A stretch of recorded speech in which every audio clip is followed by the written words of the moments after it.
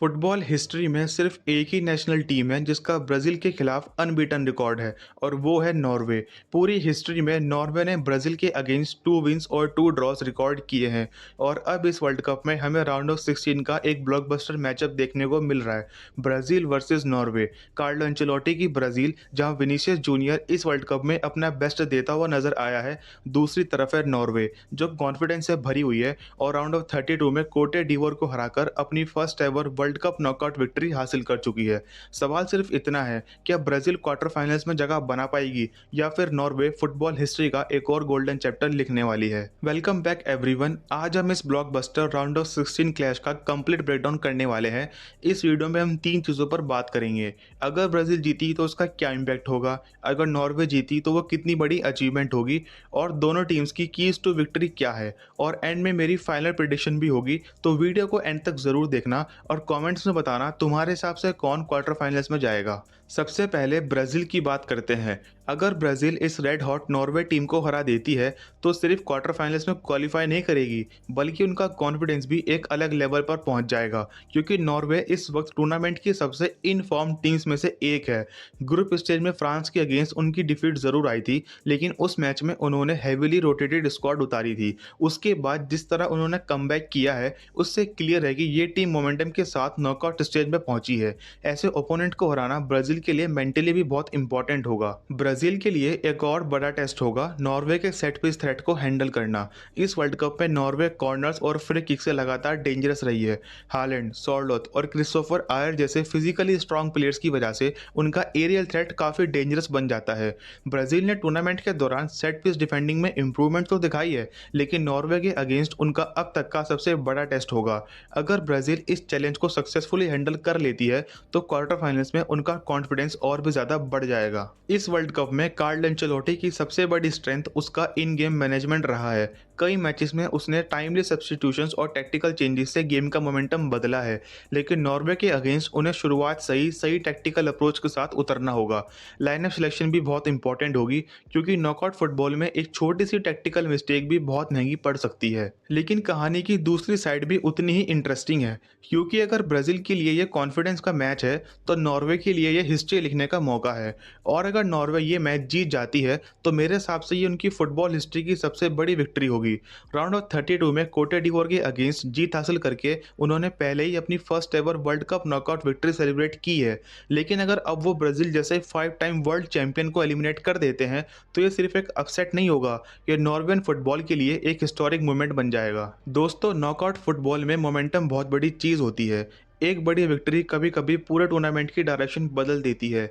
इसलिए ब्राजील के खिलाफ जीत नॉर्वे के लिए सिर्फ एक रिजल्ट नहीं होगी, बल्कि उनकी फुटबॉल हिस्ट्री का डिफाइनिंग मोमेंट भी बन सकता है। इस मैच का एक और इंटरेस्टिंग एंगल है अर्लिंग हालैंड। अगर हालैंड ब्राजील जैसे ओपोनेंट के खिलाफ भी अपनी इसी फॉर्म को कंटिन्यू रखता है और 1 या 2 गोल स्कोर कर देता है तो बैलन डोर की रेस में उसका नाम और भी स्ट्रांगली डिस्कस होना शुरू हो जाएगा। क्लब फुटबॉल अपनी जगह है, लेकिन वर्ल्ड कप जैसे स्टेज पर बिग नॉकआउट मैचेस में परफॉर्म करना किसी भी प्लेयर की लेगेसी को कंप्लीटली बदल सकता है, और हालैंड के पास ये परफेक्ट अपॉर्चुनिटी है। इसलिए नॉर्वे के लिए स्टेक्स बहुत हाई हैं। एक तरफ फुटबॉल हिस्ट्री लिखने का मौका है, दूसरी तरफ अपनी गोल्डन जनरेशन को वर्ल्ड फुटबॉल के बिगेस्ट स्टेज पर प्रूव करने का चांस।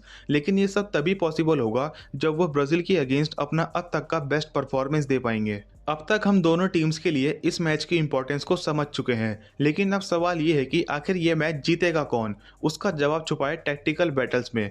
मेरे हिसाब से सबसे पहला और सबसे इंपॉर्टेंट बैटल होगा Gabriel versus Erling Haaland. Club football में आर्सेनल और मैनचेस्टर सिटी के मैचेस में हम इस राइवलरी को पहले भी कई बार देख चुके हैं। कभी गैब्रियल इस बैटल में हालैंड पर भारी पड़ता है तो कभी हालैंड अपनी फिजिकलिटी और फिनिशिंग से पूरा मैच ही बदल देता है। लेकिन वर्ल्ड कप नॉकआउट फुटबॉल का प्रेशर बिल्कुल अलग होता है। अगर गैब्रियल इस मैच में हालैंड को कंट्रोल कर लेता है तो ब्राजील का काम काफी आसान हो जाएगा, क्योंकि नॉर्वे की अटैकिंग गेम का सबसे बड़ा फोकल पॉइंट हालैंड ही है। क्योंकि अगर उसे स्पेस मिल गई तो वो किसी भी डिफेंस को खोल सकता है। दूसरी की होगी सेट पीस डिफेंडिंग। इस वर्ल्ड कप में ब्राजील ने सेट पीस डिफेंड करने में इंप्रूवमेंट दिखाई है, लेकिन नॉर्वे के अगेंस्ट उनका सबसे बड़ा टेस्ट होगा। हालैंड, सॉर्लोथ और क्रिस्टोफर आयर जैसे फिजिकली स्ट्रांग प्लेयर्स कॉर्नर और फ्री किक्स पर बहुत डेंजरस हो जाते हैं।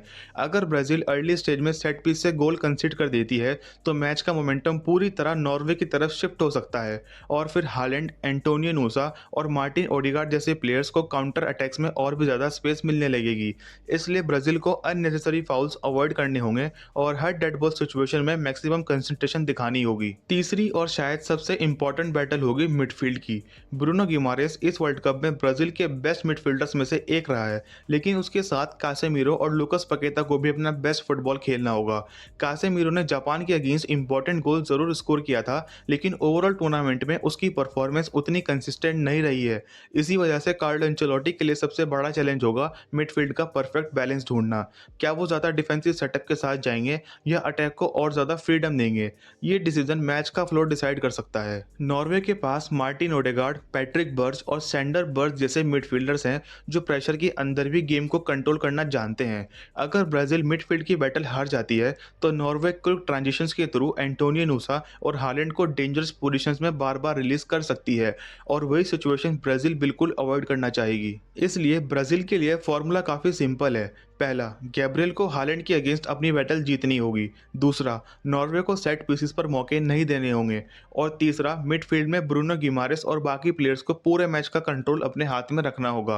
अगर ब्राज़ील ये 3 बैटल्स जीत जाती है, तो क्वार्टर फाइनल्स का रास्ता उनके लिए काफ़ी क्लियर हो सकता है। लेकिन अगर इनमें से एक भी बैटल हाथ से निकल गई, तो नॉर्वे के पास इतनी क्वालिटी ज़रूर है कि वो ब्राज़ील को टूर्नामेंट से बाहर कर सके। लेकिन सिर्फ ब्राज़ील के पास ही प्लान नहीं होगा। नॉर्वे भी जानती है कि अगर उन्हें हिस्ट्री बनानी है, तो उन्हें अपना ऑलमोस्ट परफेक्ट गेम खेलना होगा।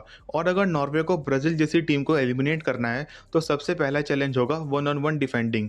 ब्राज़ील के पास विनीसियस जूनियर जैसा प्लेयर है जो ओपन स्पेस मिलते ही मैच का पूरा मोमेंटम बदल सकता है। इसलिए नॉर्वे के फुल बैक्स चाहे रायरसन हो या पेडरसन, उन्हें पूरे मैच में डिसिप्लिन रहना होगा। विनीसियस को पूरे तरीके से रोकना शायद पॉसिबल ना हो, लेकिन उन्हें इतनी फ्रीडम भी नहीं देनी होगी कि वो कॉन्फिडेंस के साथ बार बार डिफेंडर्स को बीट करना शुरू कर दे।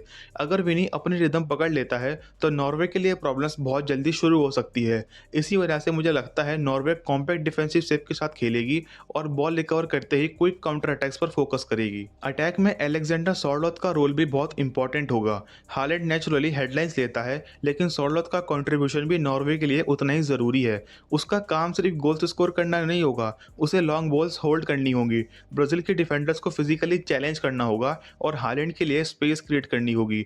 अगर सॉर्लोथ एरियल डुएल्स जीतने लगता है और अटैक को अच्छी तरह लिंक करता है, तो नॉर्वे के काउंटर अटैक्स और भी डेंजरस बन सकते हैं। हालैंड को डेंजरस पोजीशंस में बॉल पहुंचाना भी उसकी एक बड़ी रेस्पॉन्सिबिलिटी होगी। इसलिए नॉर्वे का विनिंग फार्मूला भी काफ़ी क्लियर है। डिफेंसिवली कॉम्पैक्ट रहना, विनीसियस को वन ऑन वन सिचुएशन में कंट्रोल करना, सॉर्लोथ को अटैक में अपना फिजिकल रोल परफेक्टली निभाना होगा और ओडेगार्ड को मिडफील्ड का कंट्रोल लेना होगा। अगर नॉर्वे ये बैटल्स जीत जाती है, तो उनके पास ब्राज़ील को एलिमिनेट करने का रियल चांस होगा। लेकिन अगर ब्राज़ील के स्टार प्लेयर्स को ज़्यादा स्पेस मिल गई, तो नॉर्वे के लिए क्वार्टर फाइनल का सपना बहुत मुश्किल हो सकता है। और अब आ गया वो मोमेंट जिसका सबको इंतज़ार था, प्रिडिक्शंस। सच कहूँ तो इस वर्ल्ड कप के टफेस्ट प्रिडिक्शंस में से एक है ये, और ऑनेस्टली ये उन मैचेस में से एक है जिसका रिजल्ट प्रिडिक्ट करना बिल्कुल भी आसान नहीं है। एक तरफ है ब्राज़ील, जिसके पास विनीसियस जूनियर, ब्रूनो गिमारेस और कार्लो एंचेलोटी जैसा एक्सपीरियंस्ड कोच है। दूसरी तरफ है नॉर्वे, जो कॉन्फिडेंस के साथ आ रही है और जिसके पास हालैंड, ओडेगार्ड और एंटोनियो नूसा जैसे मैच विनर्स मौजूद हैं। सच कहूँ तो मुझे लग रहा है इस मैच में अपसेट भी हो सकता है। लेकिन एक चीज़ जो मुझे ब्राज़ील की तरफ खींचती है, वो है कार्लो एंचेलोटी का इन गेम मैनेजमेंट। इस वर्ल्ड कप में हमने कई बार देखा है कि जब मैच एक्सपेक्टेड डायरेक्शन में नहीं जा रहा था, तब उसकी सब्स्टिट्यूशंस और टैक्टिकल चेंजेस ने गेम का मोमेंटम पूरी तरह बदल दिया।